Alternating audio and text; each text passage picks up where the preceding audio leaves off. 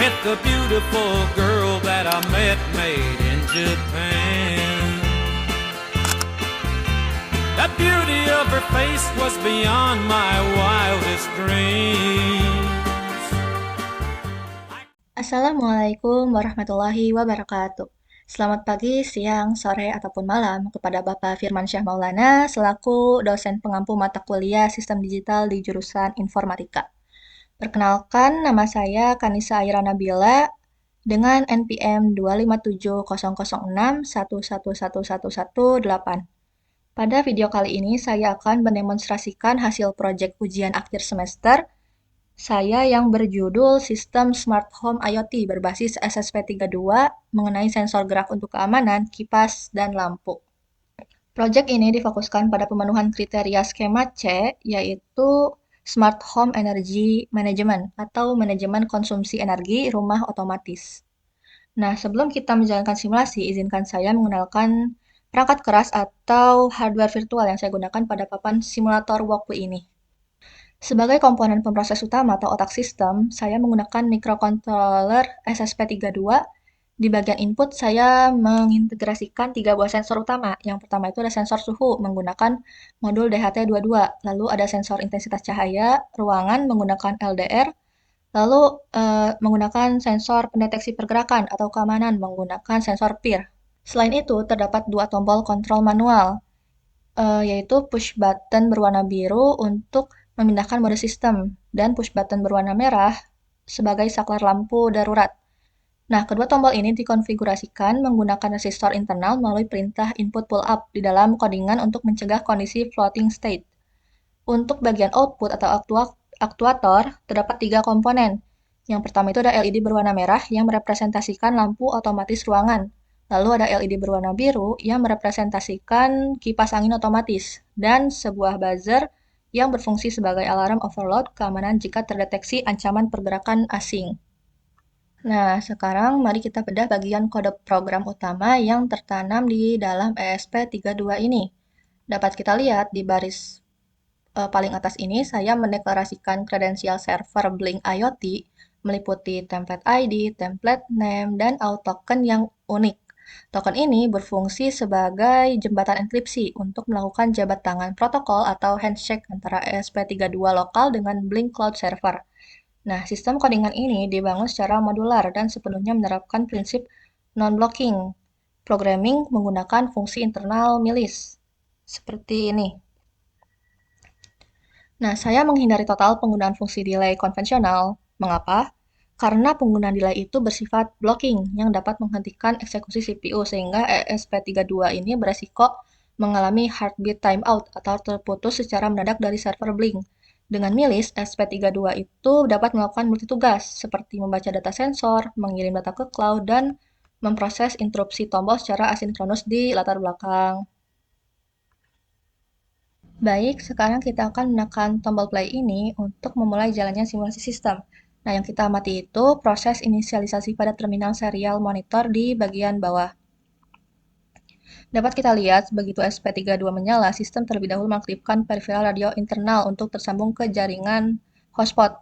Lalu muncul log pertama, yaitu Wi-Fi connected. Setelah jaringan lokal siap untuk objek protokol Blink, langsung melakukan autentikasi ke server cloud, yaitu Blink Cloud. Setelah jabat tangan sukses, tercetak log kedua, yaitu Blink Connected. Nah, kemudian sistem mengeksekusi pemanggilan simulasi data cuaca dari eksternal API. Nah, dapat kita lihat di terminal tercetak log ketiga, yaitu API Weather Success. Nah, pembunuhan 3 log inisialisasi awal ini membuktikan bahwa arsitektur jaringan IoT pada proyek ini telah sukses 100%. Selanjutnya, setiap interval 1 detik secara berkala, codingan akan mencetak struktur data log sistem secara real-time. Ke bawah menampilkan status operasional saat ini yang meliputi mode, temp atau suhu ruangan, dan warning yaitu status keamanannya. Nah, sekarang mari kita uji logika otomatisasi sistem yang dikombinasikan dengan integrasi API cuaca eksternal untuk skema manajemen energi. Secara default, sistem berjalan pada mode auto. Yang pertama, mari kita uji logika penghematan daya kipas angin. Di dalam codingan, karena API cuaca itu mendeteksi suhu udara di luar ruangan sedang dingin, maka sistem energi manajemen secara otomatis mengambil tindakan preventif dengan melakukan pembatasan daya, yaitu mengunci aktuator kipas LED biru ini dalam kondisi tetap mati atau force off. Kita bisa melihat di layar, walaupun saya mencoba menaikkan slider sensor suhu DHT22 internal hingga di atas misal 22 derajat Celcius, maka LED kipas angin itu tetap tidak akan menyala. Hal ini sangat logis untuk menghemat listrik karena pendinginan ruangan secara pasif jauh lebih efisien dilakukan dengan membuka jendela atau ventilasi luar ruangan yang udaranya itu sedang sejuk. Nah, si LED kipas angin ini yang biru akan menyala ketika suhunya itu di atas 32 derajat Celcius. Misal 39 derajat Celcius. Nah, maka dia akan menyala. Lalu untuk yang kedua, kita simulasikan logika lampu adaptif saat cuaca mendung.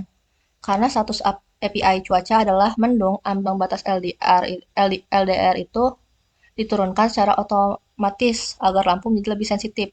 Nah, ketika saya menggeser slider LDR ini ke area yang sedikit gelap, misal di sini, LED merah akan langsung menyala responsif. Nah, dan data intensitas cahayanya langsung terupdate di grafik real-time dashboard Blink di sini. Nah, ini untuk suhu dan ini untuk cahaya. Untuk yang ketiga, kita uji sistem keamanan. Apabila sensor PIR menangkap adanya pergerakan asing di dalam rumah, indikator PIR akan bernilai high.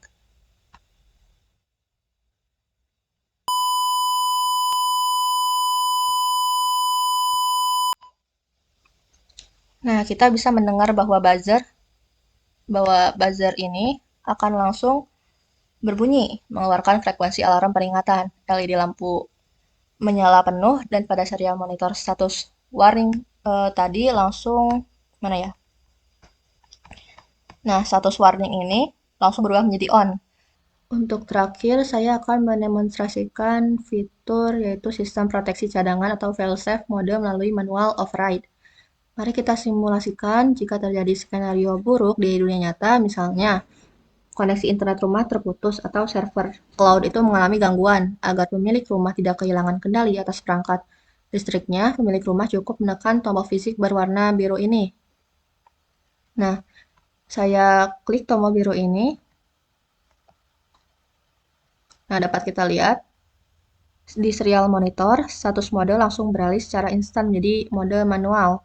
Dan status warning berubah menjadi manual aktif. Nah, pada mode manual ini, seluruh kendali otomatisasi dari sensor PIR, DHT22, dan LDR itu dihentikan total oleh ESP32. Kini, pengguna memiliki kendali penuh secara konvensional ketika saya menekan tombol fisik berwarna merah di bawahnya, LED lampu merah dapat kita nyalakan dan kita matikan secara mandiri. Dengan aman tanpa melibatkan jaringan internet ataupun sensor. Fitur redundansi inilah yang menjamin keandalan sistem smart home terdistribusi. Nah, sebagai kesimpulan, seluruh spesifikasi wajib dan fitur teknis instruksi dari skema C Smart Home Energy Management telah berhasil diimplementasikan secara utuh, mulai dari anti-blocking, program berbasis milis, integrasi API, kriteria visualisasi monitoring Blink, hingga logika kontrol proteksi objek di kondisi nyata. Nah, demikian video demonstrasi tugas akhir UAS praktikum sistem ini saya sampaikan. Mohon maaf atas segala kekurangan dalam penyampaian kata. Terima kasih banyak atas perhatian dan bimbingan Bapak selama 1 semester ini. Saya mungkin cukup sekian. Saya pamit undur diri. Wassalamualaikum warahmatullahi wabarakatuh. Like cherry blossoms blooming in the mountain